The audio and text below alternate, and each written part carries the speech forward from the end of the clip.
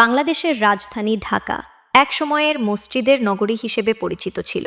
এই শহরের প্রাচীন স্থাপত্য ও ঐতিহ্য তাকে দিয়েছিল এক ভিন্ন মর্যাদা। কিন্তু দ্রুত শিল্পায়ন, অপরিকল্পিত নগরায়ন এবং জনসংখ্যার অবিশ্বাস্য চাপে আজ সেই পরিচিতি ফিকে। বর্তমানে ঢাকা বিশ্বজুড়ে কুখ্যাতি অর্জন করেছে বিশ্বের অন্যতম দূষিত নগরী হিসেবে। যেদিকে চোখ যায় সেদিকেই উঁচু দালানের সারি, কল কারখানার বিষাক্ত ধোঁয়া এবং যানবাহনের কার্বন নিঃসরণ। রাস্তা আর বসতি যেন একাকার হয়ে গেছে ধূলার সাম্রাজ্যে। এক কথায় এই শহরে নিরাপদ ও বিশুদ্ধ নিঃশ্বাস নেওয়ার জায়গা নেই বললেই চলে। নাগরিক জীবন যখন প্রতিনিয়ত কংক্রিটের এই জঙ্গল আর দূষণের বিরুদ্ধে এক নীরব যুদ্ধ, তখনই ব্যক্তি উদ্যোগে শুরু হয়েছে এক সবুজ বিপ্লব, ছাদ বাগান। আজ ছাদবাগান নিয়ে বাংলাদেশ ক্রাইম রিপোর্টার্স কাউন্সিলের কেন্দ্রীয় সভাপতি সাংবাদিক আলী আশরাফ আকন্দ ভাইয়ের সাথে কথা বলেছেন সাংবাদিক সাকিবুল ইসলাম। আর এই কলা গাছগুলোর ইতিহাস কি জানেন? এই কলা গাছের একটা ইতিহাস আছে। কলা গাছগুলো কিন্তু কলা গাছ থেকে জন্ম না। আমরা এই যে উপরে ছাদের মধ্যে কলা খেয়ে খোসা ফেলাই না, এই কলার খোসা থেকে এই গাছগুলা জন্ম। এই জন্য এগুলারে একটু করতেছি যে আসলে এটার মধ্যে কি ধরনের কলা ধরে, এটা দেখার জন্য। এটা একটা আপনার রিসার্চও বলতে পারেন যে আসলে কলার বিচি ছাড়া বা কলার গাছ ছাড়া কলা হয় কিনা আমার জানা নাই। কিন্তু এবার কিন্তু এই কলা গাছগুলো হয়েছে আমার কলার খোসা থেকে। এখানে কি কি গাছ লাগাইছেন আসলে? এখানে মোটামুটি একটা বাসা যা থাকে সাধারণত অনেকের ঘরে, যেমন পুদিনা পাতা আছে, লাউ গাছ আছে, আলু গাছ আছে, তারপরে আপনার আমরা অ্যালোভেরা দেখতে পাচ্ছি, আছে, এখানে কচু আছে, দেশি কচু, এটা হচ্ছে কলমি শাক আছে, এটা হচ্ছে আপনার পোলাও গাছ, কমলা গাছ আছে, তারপরে ওদিকে আছে আপনার বেগুনও আছে, যে বেগুন হয়ে যাবে কিছুক্ষণ, পুঁই শাক আছে, বেগুন আছে। এইটা কি জানেন, এটা গ্রামে মানুষ খায় না, এটা কচু গাছের মতো একটা গাছ, কিন্তু সেটা হচ্ছে ওই গাছটা হচ্ছে ভর্তা করে খায়। এই গাছটা ভর্তা অনেক মজা। তেলাকুচ বলে যেটাকে আর কি। তেলাকুচ গাছ এটা নয়, তেলাকুচ গাছ ওই যে উপরে যেটা, এখানে তেলাকুচ গাছ আছে, কিন্তু এটা হচ্ছে বাত ব্যথা থাকে না, এটা একটা ঔষধি গাছ। হ্যাঁ, সেজন্য এটা আমরা লাগাইছি। এটা খাকরুল গাছ বলে এটাকে, খাকরুল। আচ্ছা, আপনি প্রত্যেক দিনই এই গাছের সকালবেলা বাসাতে বেরোনোর আগে গাছে পানি দিই, কারণ গাছ তো আর কিছু খাইতে চায় না ভাই। একটু পানি দিলাম, মাসে একবার সারটার দিলাম, একটু আগাছা থাকলে এটা নিড়াই দেই, তুলে দেই, এই তো। দেখতে পাচ্ছি যে আপনার ছাদের আশেপাশে যে বাড়িগুলো আছে, এই বাড়ির ছাদেও কিছু কিছু গাছ আছে। হ্যাঁ, এখানে সবাই ছাদে গাছ লাগায়। এই যে এই যে আমরা নিম গাছ দেখতে পাচ্ছি, বড় হয়ে গেছে, দুইটা নিম গাছ। এগুলা পরিবেশের জন্য কিন্তু অনেক ভালো, কারণ আপনারা জানেন যে আমাদের ঢাকা শহরে সীসার পরিমাণ বেশি। তো যেহেতু সীসার পরিমাণ বেশি, তো এই সীসা কাটার জন্য কিন্তু নিম গাছের প্রয়োজন। নিম গাছ থেকে এটা অক্সিজেনটা আসলে সেটা একটা সুন্দর অক্সিজেন, সেটা মানুষের শরীরের জন্য অনেক প্রয়োজন।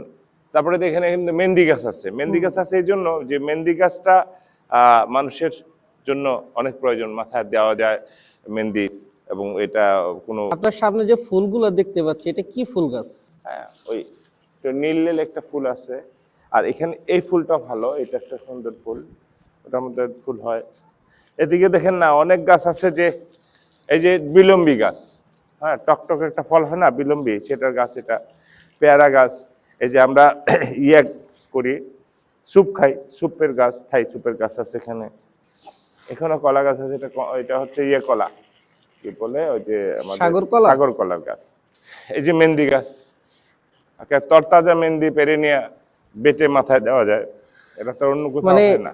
ইট পাথরের এই ঢাকায় যেখানে হচ্ছে সবুজের দেখা পাওয়াই মুশকিল ব্যাপার, এখানে সবুজের দেখা পাওয়া, নিজের বাসায় এরকম একটা বাগান করা, যেটা আমরা সাধারণত গ্রামে দেখি যে মানুষ বাড়ির আঙিনায় করে, কিন্তু বাড়ির আঙিনা তো দূরের কথা, হাঁটার রাস্তাটাও যে এখানে সংকলন হয় না, সেখানে আপনারা বাড়ির ছাদে সুন্দর একটি সবুজের সমারোহ তৈরি করার চেষ্টা করেছেন, একটি সুন্দর বাগান তৈরি করার চেষ্টা করেছেন।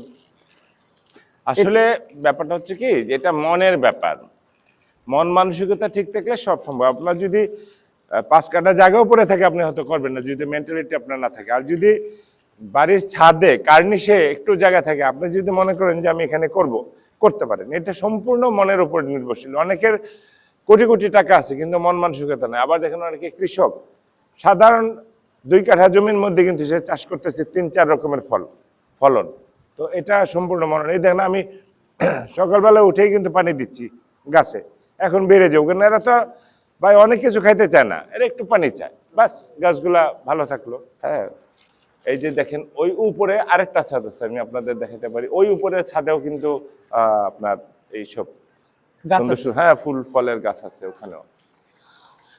এবং সবচেয়ে মজার ব্যাপার হলো আপনি অর্গানিক খাচ্ছেন, যা কিছু পাচ্ছেন। যেমন আমার এখানে ছাদে আমরা যা লাগিয়েছি সব অর্গানিক, এখানে কিন্তু সার টার কীটনাশক বা ওই আপনার হাইব্রিডের কিচ্ছু দেওয়া নাই।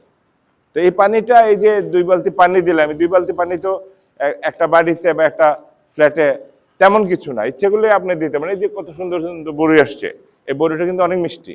তো ঠিক আছে ভাইয়া, ভালো থাকেন, সবাইকে অনেক শুভেচ্ছা এবং অভিনন্দন যারা এই আমরা অনুষ্ঠান দেখলেন। এতক্ষণ যেখানে দাঁড়িয়ে আছি, আমাদের বিসিআরসির কেন্দ্রীয় কমিটির সভাপতি, আমাদের সিনিয়র সাংবাদিক আলী আশরাফ আকন্দ ভাইয়ের বাসায়। আমরা গতকালকে ফরিদপুর থেকে ঢাকায় আসছিলাম একটা কাজের উদ্দেশ্যে। তো আমাদের সিনিয়র সহকর্মী, আমাদের বড় ভাই, আমাদের গার্জিয়ান, উনি আমাদেরকে জাতীয় প্রেস ক্লাবের সামনে থেকে ওনার বাসায় নিয়ে আসেন যে রাত্রে তোমরা আমার বাসায় থাকো। আমরা রাত্রে অনেক মজা করছি, অনেক আড্ডা দিছি, ওনার কাছ থেকে অনেক শিক্ষণীয় কথা শিখছি, শুনছি এবং ওনাকে খুব কাছ থেকে দেখার সুযোগ হলো। আজ ওনার বাসার ছাদে, 8 তলার উপরে ওনার বাসার ছাদে ওনার ছাদ বাগানটা দেখতে আসলাম, ছাদ বাগান দেখলাম।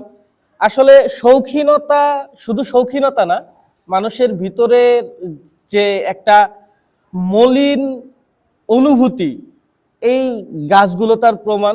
কারণ সে এই গাছগুলোকে এত সুন্দরভাবে মেইনটেনেন্স করছে, পরিচর্যা করছে, যেমন একটা সন্তানকে বাবা পরিচর্যা করে এমন একটা বিষয়, যে তার চিন্তা ভাবনা হচ্ছে গাছ তো বেশি কিছু খেতে চায় না, একটু পানি খাওয়াইলেই হয়।